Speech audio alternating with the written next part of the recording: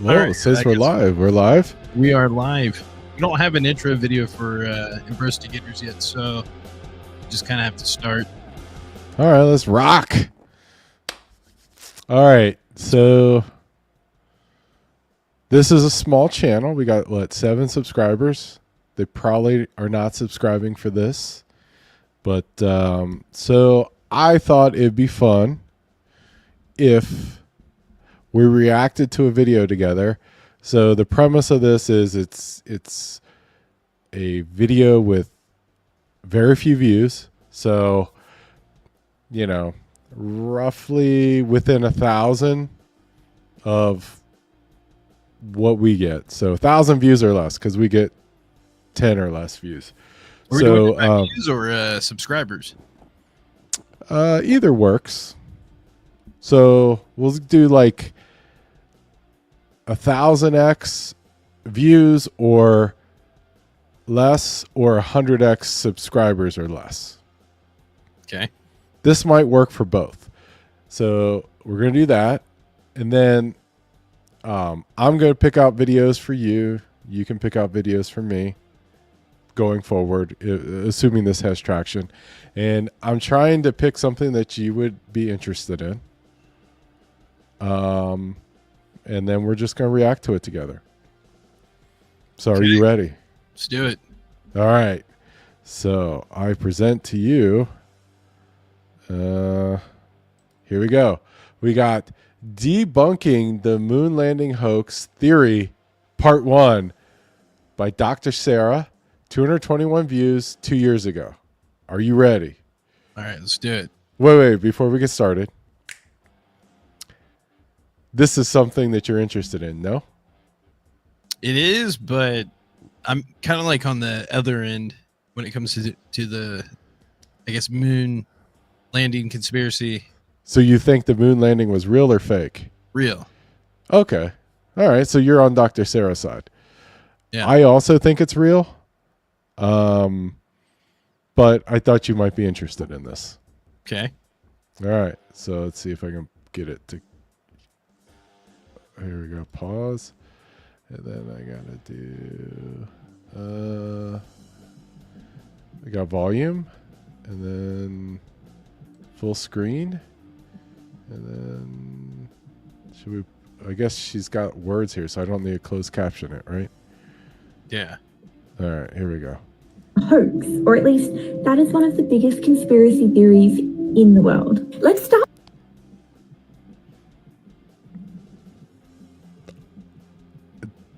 Trying to figure out the accent. Where do you think the accent's from? She's not British. It feels British, right? But doesn't it feel like if you're going to do like a moon landing kind of thing that you'd want to be like American?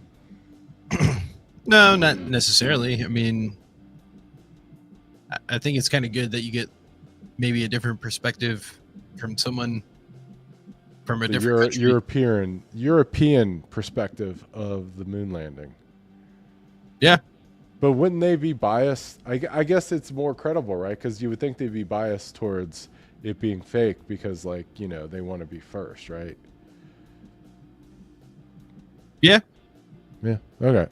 Up with a misconception I surprisingly hear a lot, and that is that humans cannot pass through the Van Allen radiation belts which surround the Earth. Okay, she could be Australian too. I don't know. Like, I cannot place it. Did you get the bit about the Van Allen radiation belts? Yes. Are you aware of this? Yes. Oh, well, I'm not. Explain it to me. Well, there's a portion between, I guess, the Earth and the moon where you go through this radiation zone.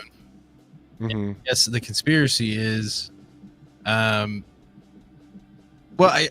where it's weird is that they did it in the 60s, but they haven't been back. So a lot of people believe since they haven't been back, we really don't have the technology to get through that radiation and for a human to be able to survive, basically. But where's the radiation? At the moon? No. It's called the Van Allen belt. So like there's either radiation coming off from the sun or whatever, but because the Earth has like a magnetic field, there's kind of like a plume, and there's only a certain section in space when you're traveling from Earth to the moon, that you go through that Van Allen belt. And the reason why it's called that is because he's the guy that found it and said like his theory was, yeah, if you get to this part of space, you're gonna go through radiation. So like the conspiracy is, oh, okay, so we haven't done it since the 60s, and since it's been the 60s, and a lot of people think it's fake. A lot of people that believe into the conspiracy don't think that anyone has the technology to actually get through it and be safe. I still don't know where it is. Well, I don't know where it is exactly, but it's okay. Me either. Okay, all right. Should we look it up? I mean, you can, but it's just essentially between Earth and the moon. But yeah, you can look it up. I mean, once you see it, you'll be like, oh, okay. Okay, let's look it up. Van Allen. Oh, boom! It comes up fast. Yeah, I mean, I think it's fairly common if you're looking into moon landings and stuff like that. Okay. Zone of energetic particles, most of which originate from the solar wind. They're captured by and held around a planet by that planet's magnetosphere. Earth has 2 such belts. Okay.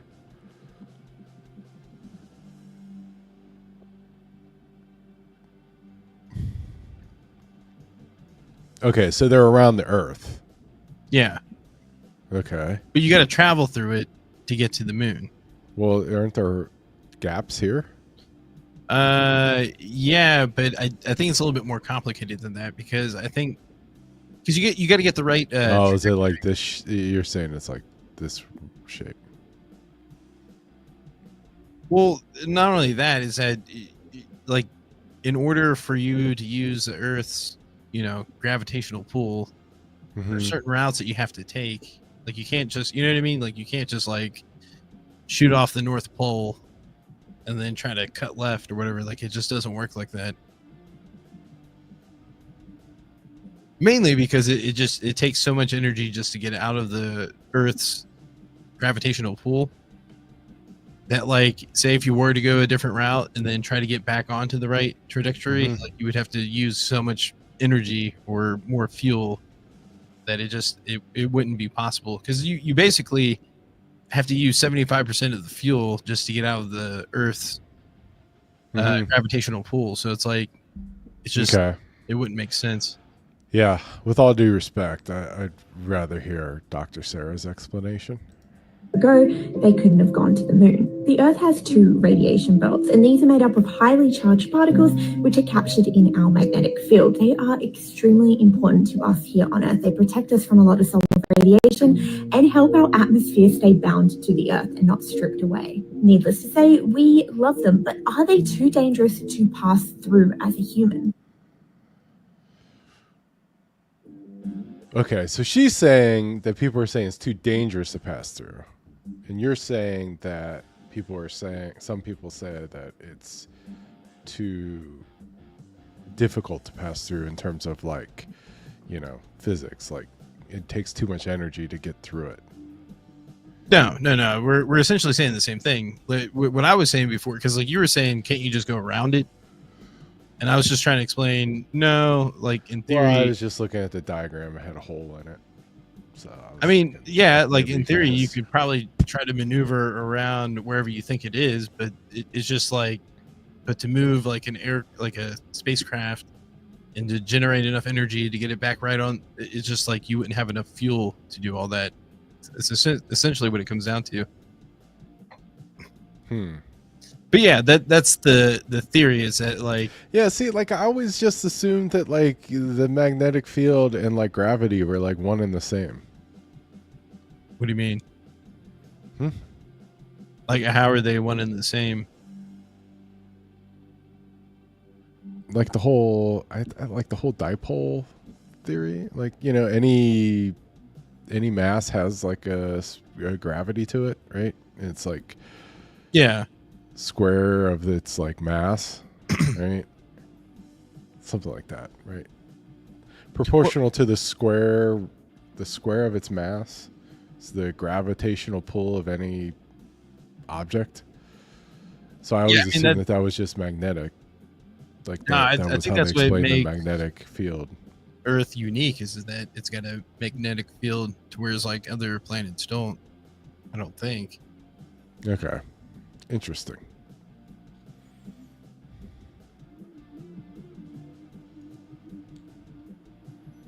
It is absolutely true that passing through these radiation belts will expose you to slightly higher levels of radiation, but is the dose lethal? First of all, we have to consider that the Apollo astronauts spent around 60 minutes within these belts, and not all of that time was spent within the areas with the highest level of radiation. If we do some math to calculate over the full 60. Okay, so again, magnetic radiation? I have to say I'm pretty dumb about this stuff. I don't know. Well, what's crazy to me is that we're almost halfway through her video and she's still talking about the Van Allen belts. There's like so many other things I thought that she was going to cover. Well, it is just part 1, so I mean, come on now. Because I feel like, well, maybe the Van Allen belt theory is probably top 3 in terms of debunking or trying to prove that the moon landing wasn't real. Is that because that part was always weird to me, right? Was that we landed on the moon back in the 60s or whatever, right? Took a 60-year break, and then we don't have the technology anymore. That seems kind of weird, right?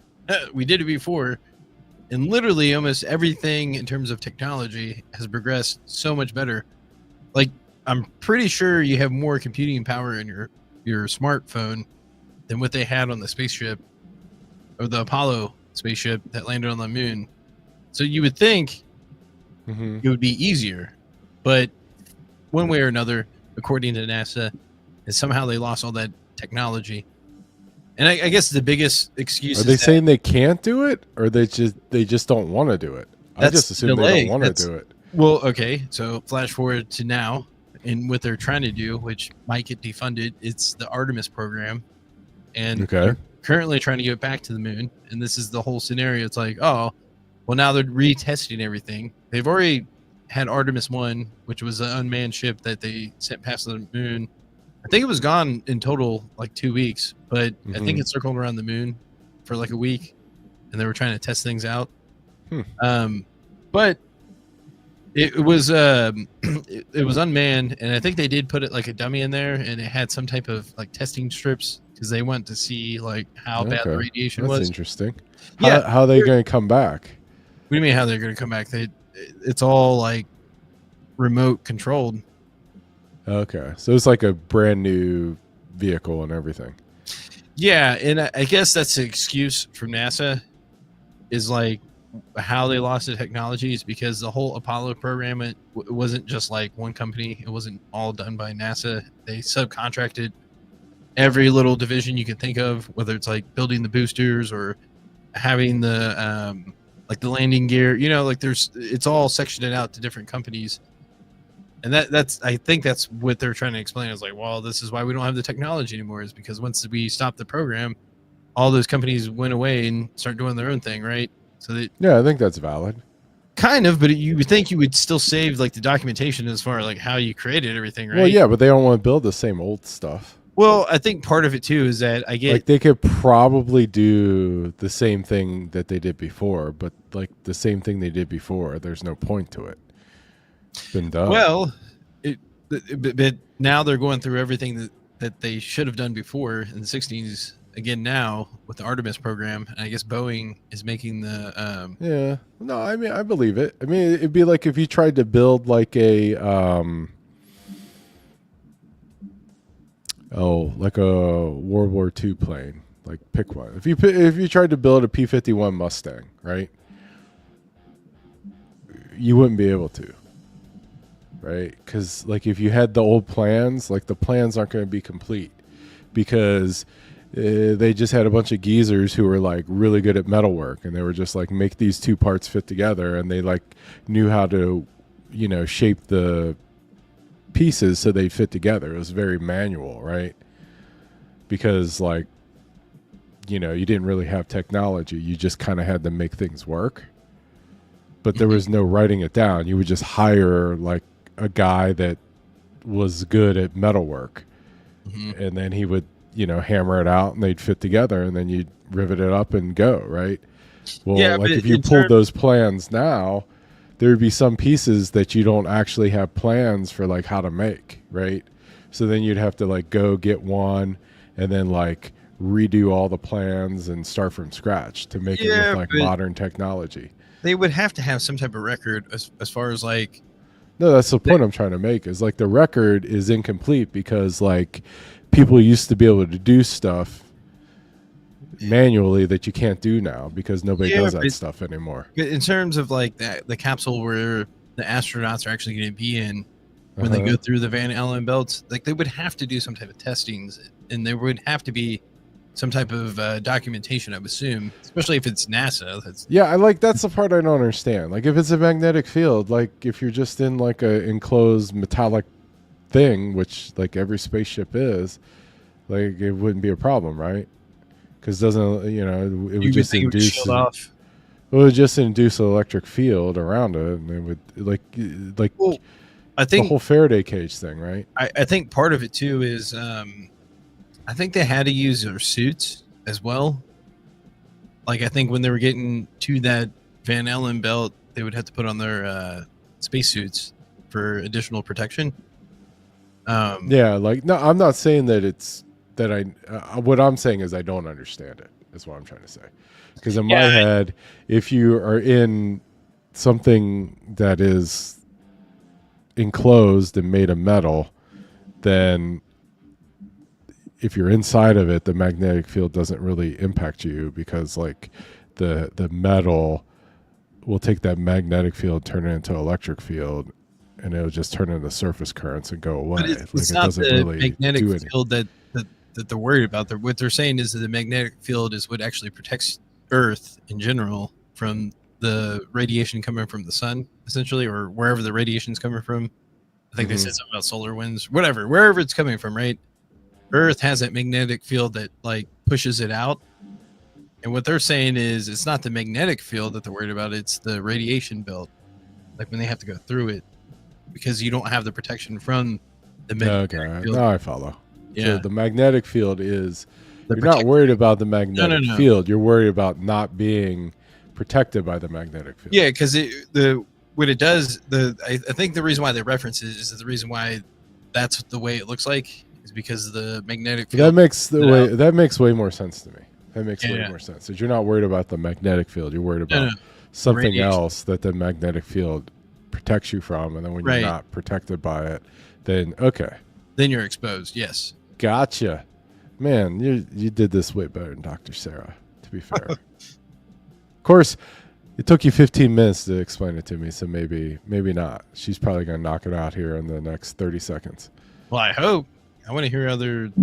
Through the full radiation belts, how many rads were they exposed to?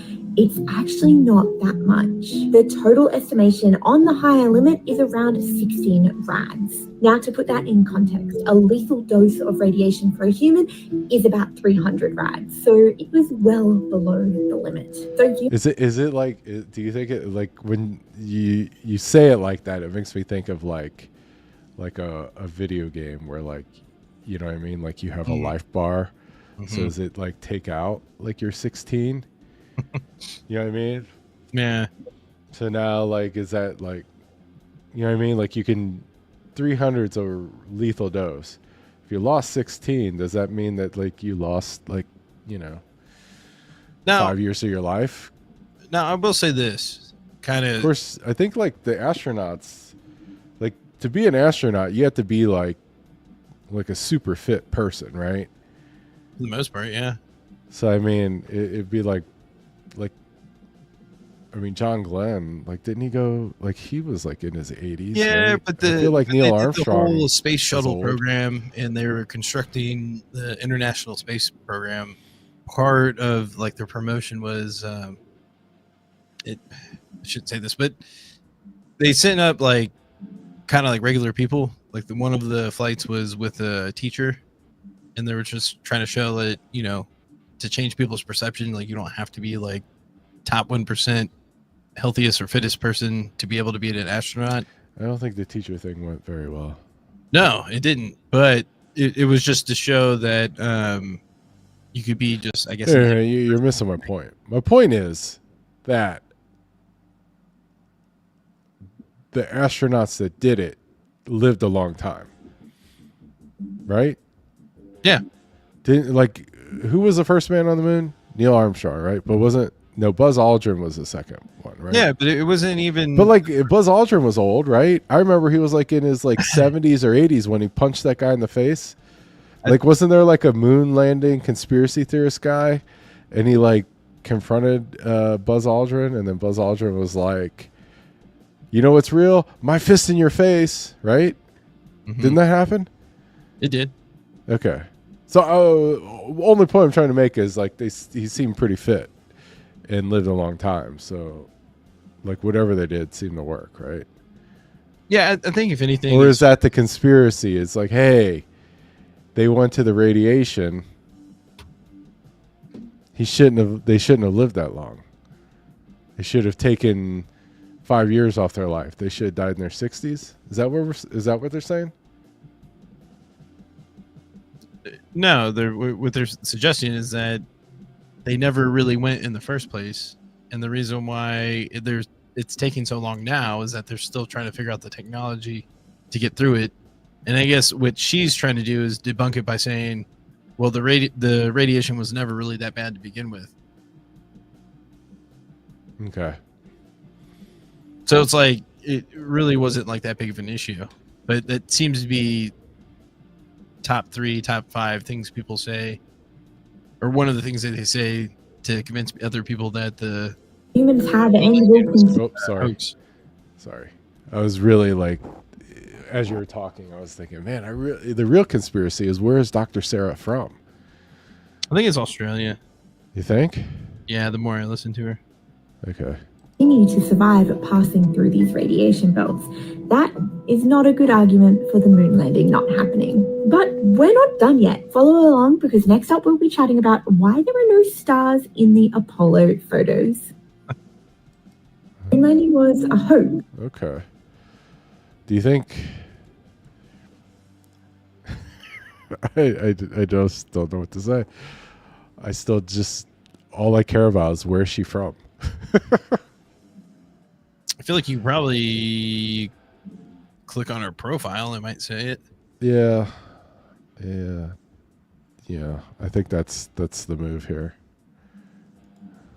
Let's see here. Follow along. Here are the comments.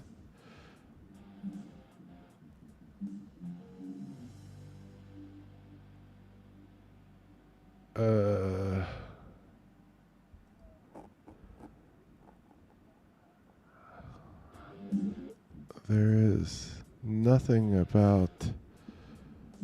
I think you gotta click there. on that. Sarah, astrophysicist by day, science communicator by night, and I'm excited to explore the universe one video at a time. Okay. So Dr. Sarah.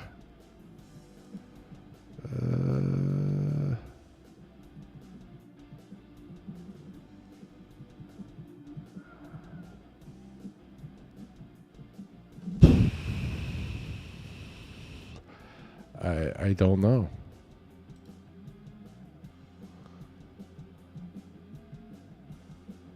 Huh. Shit, a TED Talk?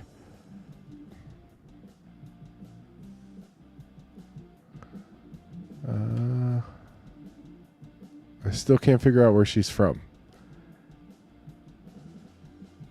Yeah, my money's on Australia. Maybe if we Google it.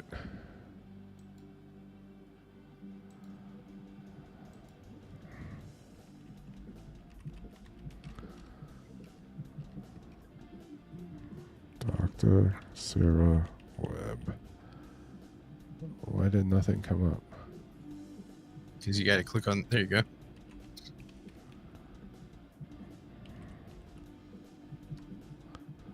Oh. Yeah, it says Australian. Where? Well, I'm sure it says on our website, but if you click back, it was on the overview. It says Australian astrophysicist. Okay. Point for you. You like that? You like that? All right. Well, I think that's all I have. All right, cool. I guess we'll just end it.